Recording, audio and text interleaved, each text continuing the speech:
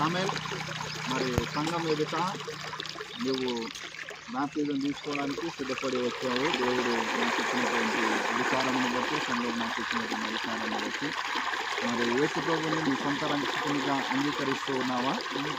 ఎంతకాలం అంగీకరిస్తావు? నీ జీవిత కాలం అంతా యేసు ప్రభువుని సొంత రక్షకునిగా అంగీకరిస్తాను అని మరి తల్లిదండ్రుల ఎదుట, సంఘం ఎదుట, దేవుని ఎదుట సాక్ష్యం కలిగించావు గనక దేవుడు నాకు ఇచ్చిన ఈ అధికారమును బట్టి నేను నీకు బాప్తిజం ఇవ్వడానికి సిద్ధపడి వచ్చాను. పరిశుద్ధుడానికి వందనాలు, స్తుతులు, స్తోత్రాలు ప్రభువా. యెహోవా బిడ్డ సామెలు ఇచ్చిన సాక్ష్యాన్ని బట్టి నిన్ను మహిమపరుస్తూ ఉన్నాం.